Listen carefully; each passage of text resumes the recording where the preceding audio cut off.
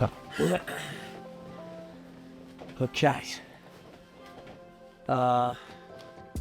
Good afternoon, everybody. Welcome to Unfinished Business. Today I have a special guest and one of our longest tenured employees, Cameron Mathis. Cam, welcome to our show. Thanks for having me, Eddie. Pleasure. Absolutely.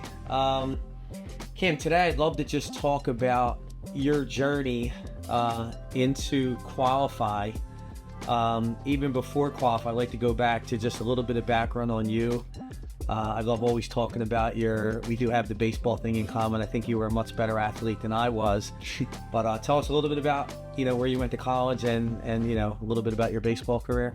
Yeah. If you don't mind touching on it. I don't know if I was much better of a player than you, but never got the chance to see it. Maybe we'll have to do a little in-person, one-on-one. Yeah, that would be nice. That'd be fun.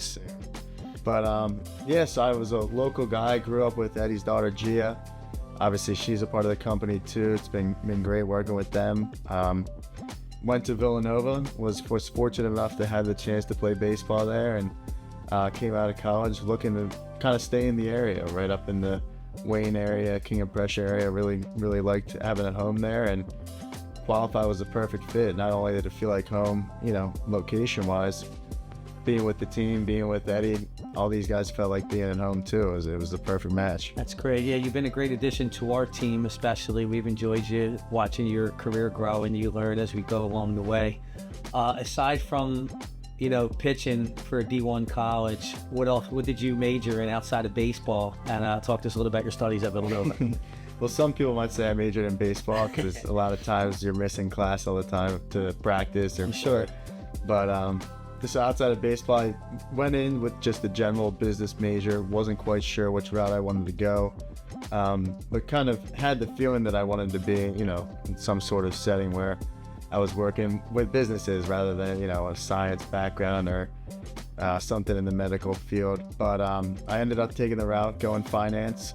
Always was pretty good with numbers. Can't say I really enjoy Excel spreadsheets after how much time I spent deciphering them in college, but learned a lot about the stock market, learned a lot about lending, and then, business finances, which I think has really helped me in my career and helped me, learn, obviously, with Eddie and Jay's help, learn the business that we're in. That's awesome. I could sort of relate to the not loving the spreadsheets as much as I love math, and it was one of the few subjects that I was really good at in high school. And still to this day, I love math, but I don't like, diving into spreadsheets and stuff. I'm more of a people's person. And so I totally relate to that point there. If you don't mind, I remember a phone call when Gia mentioned you to me that you might be a good fit for our company. And, we know you're very reserved personality. Weren't sure if sales was right for you. You were, I'm not sure if you knew that you would do good in sales and working with business owners and people like that. Can you talk to us a little bit about just where you were at as far as jumping into a career, were you considering any of the careers? Yeah. So I had a couple different options in mind. Originally, I was looking into real estate. Didn't end up really finding any company or any background that would, be a fit for me that I really enjoyed. But what it really came down to was Qualify and then a route going like financial advising. With that, it really came down to who could I see myself working with more. And, with Eddie being as outgoing as he was, and I remember, like you said, I remember a call with us when I was kind of making the decision. I let you know that I had potentially other options on the table, and what you said to me was, well, if you have another option, tell me about it. Like, go ahead. If it's something that you want to do and something you could see yourself being more successful at, by all means, go that route. And that kind of drew me back a bit. I was like, well, you know what? If he's really trying to pick what's going to be best for me, how's that going to bode for me in 5-10 years down the road when I'm working with him? That was kind of eye-opening and not something that I've seen really at all in the whole recruitment process. It was refreshing and ultimately made my decision. No, that's awesome. You kind of stole my thunder because I was going to go there. I was going to go back to I remember getting a call. You've been here almost 2 years? Yeah, coming 1.5 now, coming up on 2. So next fall. I know Cam was a D1 athlete. I knew he was competitive at nature. I knew he was very good and did very well in school. From what Gia told me, very smart, very intelligent, nice kid. came from a great family. And I got a call one morning saying, Mr. DeAngelis, I appreciate the opportunity and all you're trying to do for me here. But I talked it over with my parents, and I think I'm going to take a shot and go into a different direction as a financial advisor. Do you remember that phone conversation we had that morning? Yeah, 100%. That's exactly what I just brought up. It was refreshing, like I said, the way that you handled it, the way that, that you said, hey, talk to Nolan if you have to, because obviously I'm pretty close with Nolan here, and you knew that as well. And just if you have anything that you don't want to bring straight to the CEO of the company, talk to him. He'll shoot you as straight as possible and let you know that what I'm telling you is 100% truth too, and that there's no hiding anything, and that he did what's best for me. Yeah, so we had that conversation, and I said, hey, I appreciate that. I respect you, telling me and giving us the opportunity.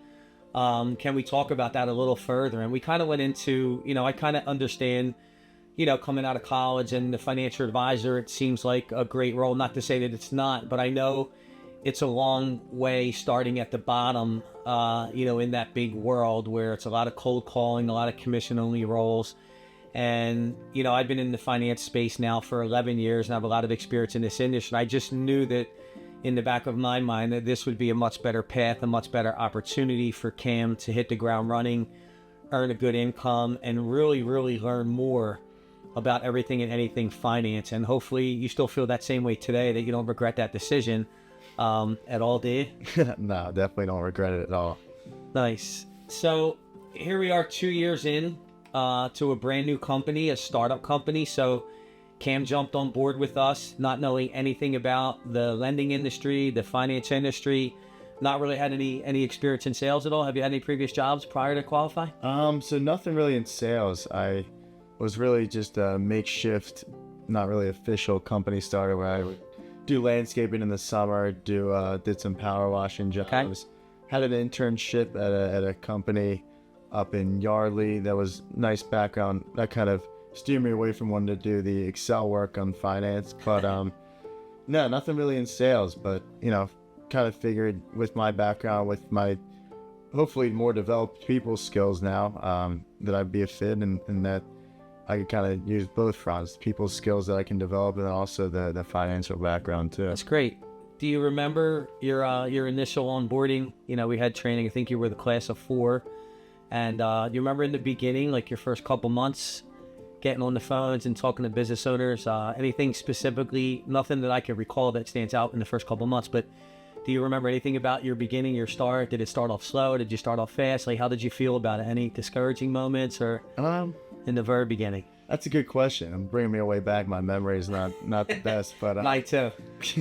Honestly, at the start, I was a little, I guess, nervous or anxious. Maybe anxious would be a better word to get on the phones. Where, obviously, I was excited to do it. That's what the job is. That's how you make money. That's how, you mold your craft and get better. But at the same time, every phone call at first, anyway, I'd be like, oh, did I screw up saying this? Did I miss out on that? I think, looking back, if I could give myself some more advice, I'd say, hey, just go. Who cares? At the end of the day, you might lose a client by saying the wrong thing, but the only way to get better, practice, and not lose the next one is to learn and just, kind of just go on conversation-wise. Could not agree more. Hit the ground running. Everybody learns as you go, right? There's not a successful person out there that hasn't had failures in some aspect.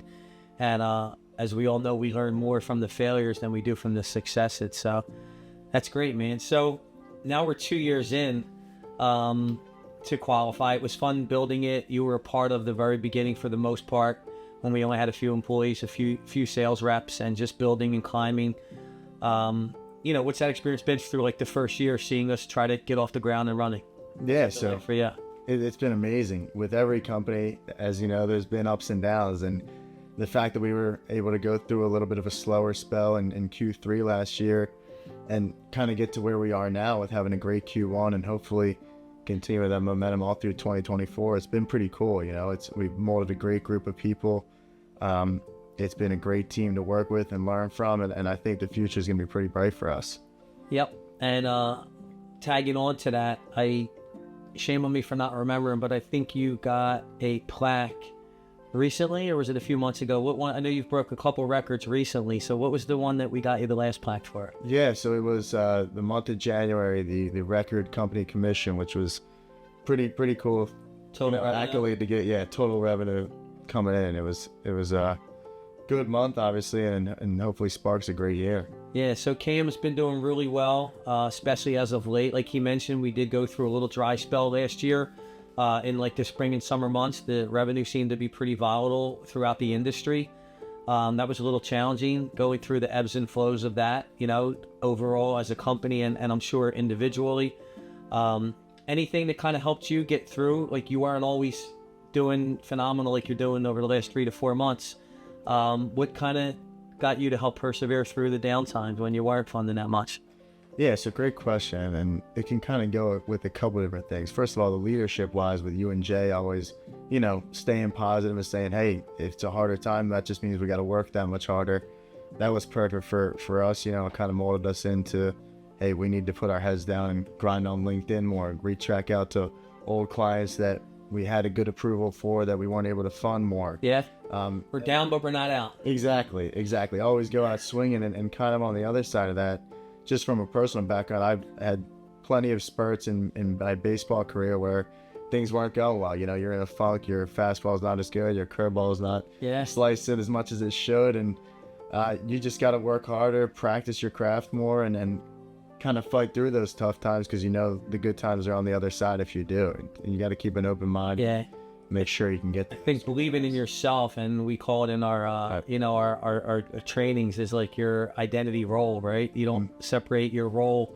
If you're not successful at certain parts of your role, that's not anything to do with your identity. You separate your identity and your role, right? And staying positive and confident, your self-confidence when you're going through those times where you just bear down and do what you do best and continue to pound at it until, when you're down, there's only one way to go, right? 100%. Can't get worse than how it is if you're at the bottom. So just got to keep fighting. Awesome. So the last 3 months, today we were a couple days into the Q2.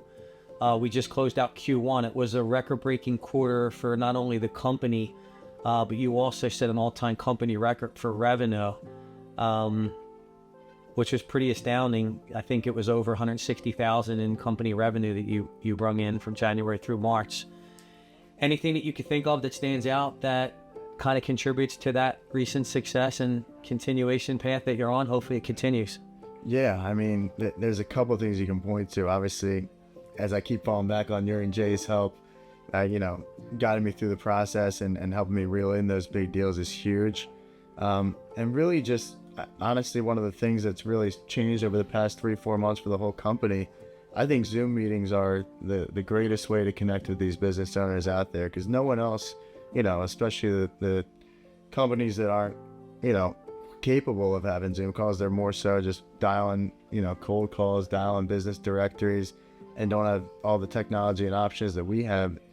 We're fortunate enough to have the chance to Zoom call every client, and they're not quite used to that all the time. I'm sure absolutely it leaves a lasting impression with them, and it's really helped me. A lot of people have said to me, hey, you're the first rep I've talked to that's been willing to jump on a video call and then meet me face to face. That just kind of shows, you guys are open and gonna be here to help out more so than just try to sell. Yeah, absolutely. So first of all, I appreciate the kind words from me and Jay on the leadership. Obviously, we do the best we can, but we wouldn't be the leaders that we were if it wasn't for hard work and committed, guys like yourself that are constantly coming back day after day, giving it your all, giving it 110%, even when everything's not going so good. It's that commitment and determination to not only your own success, but to the company's success that makes it worthwhile for us.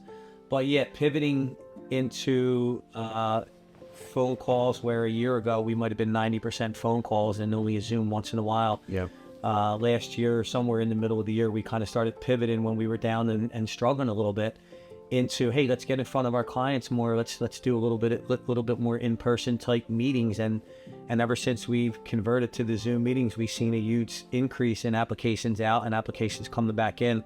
There's nothing like seeing a client face to face. I think it does kind of separate yourself from all the cold calling and the cold outreach that goes on, where you're constantly getting bombarded. Business owners, even myself, I'm sure you guys are getting phone calls all day from robo dialers and annoying stuff like that, boiler room antics, and it's just, it just seems like a much better way of doing business. Schedule a time to talk and, take out the time that it takes in a Zoom meeting. Yeah, and kind of piggybacking off that, one of the other things that we've been taught through Sandler training is push for the appointment on that upfront call. And not only does Zoom give you an easy leverage to push the appointment, hey, we're not on Zoom right now. When you have, 25, 30 minutes to jump on a Zoom call, you can push the appointment that way. And, you're also getting the Zoom from that as well. Yeah, we typically say instead of trying to just rush everything over in a 2-minute call just because somebody picks up their phone, is our goal is to schedule a time and, not only just for ourselves, but for the business owners, right? We want to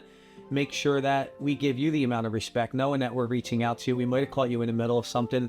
We want to just give the courtesy to, set up a time that works for both of us where we could set aside 20, 30 minutes to do a very in-depth discovery call and understand everything about the business owners, what we could do for them, understand the problems that they're facing, and then us uncovering and kind of determining and uncovering all the potential options that may be out there for them. 100%. And we're fortunate enough to have, 10, 15 options at our disposal where it's important to take that time to dive into the real need and the real, potential scenarios that we could run into, just to make sure that whatever we do end up going, whichever route we do end up going, is the most pivotal one. What do you think the learning curve is like for someone new that's coming in to qualify, right? It's a lot to take in, right? There's so many different products, so many different lenders, so many different programs and rates and terms and all these different options for all these different types of business, different industries. What is that, was that a big adjustment trying to, really grasp everything to where you can have a high level call like you do today with your clients? Definitely. Most sales, it's product A going to business B, right? You know exactly what you're selling. It's only one thing. You have to push that product onto people, whether they like it or not, because that's all you're kind of stuck with having such a wide variety. You can go home and study each product, study each lender, study each qualification as much as possible. It really just takes, honestly, I'm still learning, obviously, but yeah, we are. It probably took me 8-12 months to really feel like I had, significant knowledge of all the products and really, really have a good grasp on, exactly what we could qualify who for, and then kind of being able to spit back out rates and terms for preliminary approvals as well. Yeah, I typically, been in this industry for about 11 years now, and I've trained probably hundreds of sales reps. And what I generally see is I see the learning curve, like Cameron said, to really know a lot. We never know it all, right? We're still learning every day. That's just our culture here. But to know a lot and be very capable of helping business owners with all their options, it's like a 1-year learning curve. And I kind of like to say that each quarter I see all different sales reps gradually progress. Like every quarter they're at another level, and it goes to what you're saying. It's like an 8 to 10, 12 month learning curve where you're just starting to really grasp it, right? You're starting to talk to a lot of the same types of industries. You're getting experience working with specific industries, whether it's restaurants, whether it's construction, medical, right? These are all industries that we do a lot of and help out with significant financings, right? Do you happen to know off the top of your head what's the largest deal you funded so far since you've been here? That's a good question. A couple might have been the same amount. It might have been. You did a $600,000 deal last month. Yeah, I remember that was probably. Is that the largest? Or probably the 600. You didn't hit the $1 million club yet? No, nothing yet. It's coming soon. Hopefully with that mortgage, it comes. Yeah, so you're off to a good start for April. Any goals or plans for this year that you can think of? Nothing specific. Just whatever happens the quarter before, it's behind you. You just got to build off it and kind of use it as a stepping stone where you can reach that dollar amount that you brought in. The company can do that well. Let's just keep growing and keep getting better. Absolutely. One of the things that I admire about you the best, and I really envy you, not envy you, but in a good way, is that even with all your success and, coming out of Villanova, D1 athlete, pitcher, I know how good you were. I heard tons of stories, 90-mile-an-hour fastballs, and you always stay very grounded, very in the moment, very mature. You have a lot of humility, just so reserved, pleasure to be around. I think that's why our clients love working with you, and we get a lot of compliments that Cameron was great. He took his time with us. I used to be under the common misconception years ago that the identity of a good salesperson was someone like myself who's very fast talking, has a lot of energy, has the so-called gift to gab.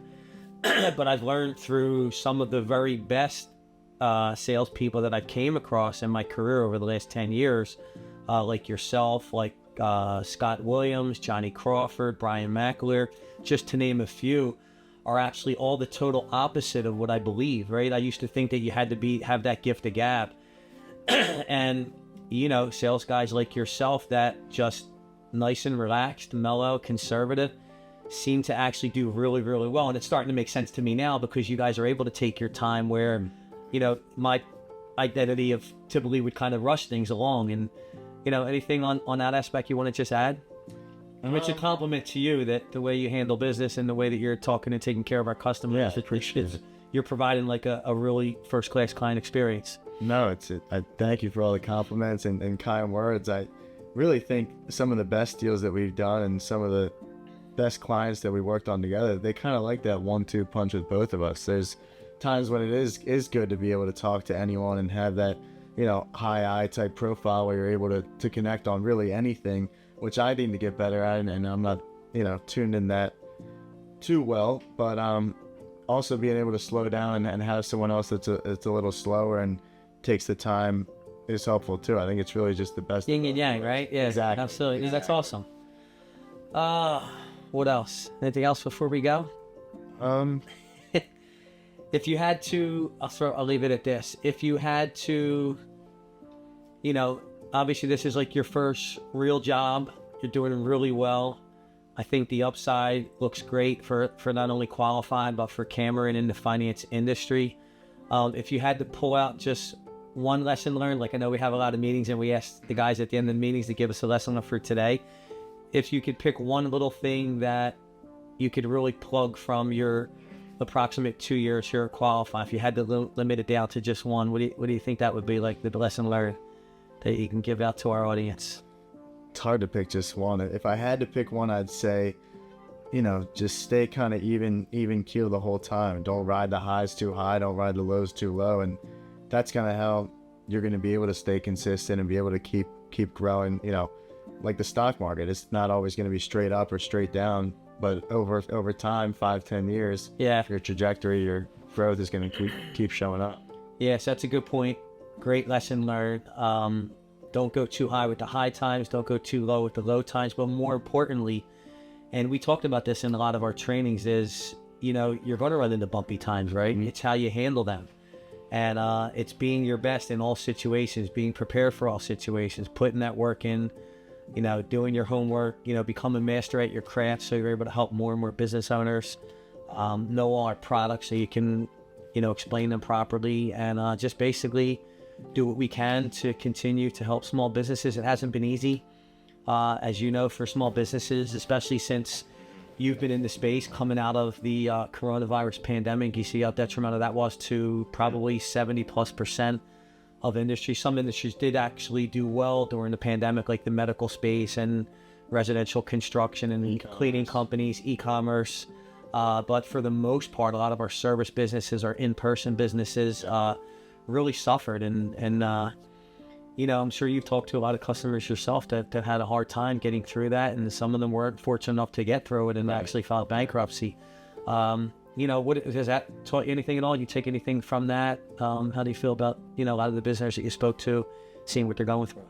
Yeah, I mean, sometimes it's heartbreaking hearing some of the stories. There's countless times I've talked to business owners that have pulled their whole life, put their whole life savings, 401k, anything they've developed into the business just for, you know, something unprecedented to happen where they have to get shut down. And, you know, that's where we hopefully come in and can come up with any solution possible and can keep them off their feet and keep some of that money back in their own, you know, personal lives rather than putting everything in the business, where it's a lot of sad stories, but a lot of heartwarming stories and success stories from clients that we've helped as well. And hopefully you're building relationships, long-term relationships. We're doing a lot of good for our clients. You know, how do you feel? Do you feel that we are helping a lot of clients, like especially in your specific deals that you've been able to manage and and the relationships that you're fostering? Do you feel like we're giving a great client experience? Do we have good products, good offerings? How do you feel about, 100%. It's everything we offer and everything that we get our clients into. It's exactly what they're looking for, right? Like in the best case scenario, we're gonna have to cut this. That's okay. They're gonna do it anyway. Yeah, cool. In the best case scenario, what were you thinking? I'm trying to think here. I guess with how many programs that we do have and how many options that we have on the table, we like breaking down hopefully 5, 6, 7 different routes that we can go, whether it's real estate, equipment, refinancing something to get capital, or just straight, looking at the business revenues and financials to get them qualified for money. It's nice having so many things in our back pocket so that when scenarios do arise where we have, a client coming to us that needs funding for a big growth project that they can't quite get on their own, they don't have it organically, and they know to turn to us, and we'll be there to. Yeah, I'd like to say we're as good as our resources, right? Your sales approach, when you have a client on a call, is your goal to sell the client? Are you trying to sell the client on anything specific? Like what is your goal when you're on a call with a client? So I think you know the answer to that already. We're not here to sell you if you're not here to buy, right? That's Absolutely. One of the quotes I've learned from you and Bob Sinton. It's no, our goal is really just to dive into the need and kind of act as a trusted advisor more so. Sometimes, I've been on calls where clients will tell me A, B, C, D, and I say, hey, listen, Joe, honestly, I'm not sure if we'd be the best fit for you. If you have that bank line to tap into that you're not over leveraged on and you want to stick it with that route, go ahead. Where we would come in is, in scenario B, C, D, and I would be happy to look at those solutions. But last thing we want to do is just waste your time. Yeah. For salespeople, sometimes you guys get a bad rap, right? We get a bad rap. and a lot of clients, when we first talk to them, I'm sure you had a few calls where they have their guard up, right? They're on defense, kind of like you walk into a car lot, right? You feel like someone's trying to sell you. How do you handle when clients are standoffish or very reserved or trying to hold back and maybe not telling you the whole truth, right? And they're, they have this aura that all salespeople are bad, right? That the terminology, snake oil salesman, right? What's your approach? How do you handle that? How do you feel about that? Any feedback from that aspect? Yeah, so a lot of times, honestly, that's where the Zooms come in. Seeing that face kind of takes the pressure off and gives more of, a genuine feel to the whole conversation. Yeah. And if there's, there obviously will always be people that are a little standoffish and a little reluctant to give out personal information about the business, and I totally get it. I guess the best thing that I've been able to do is kind of relate to them and try to hit on, smaller points about the business, learn about the ins and outs of the product or service they're selling, rather than diving straight into the more hard-cutting questions, and kind of building that bond and rapport up front to, ensure the relationship. Great. Awesome. All right, Cam, well, congratulations on your success. Congratulations on an all-time record-setting Q1 for 2024. Wish you the best and continued success with us. It's been awesome having you and watching your journey continue to grow with us. So best of luck, and thanks for coming on. Yeah.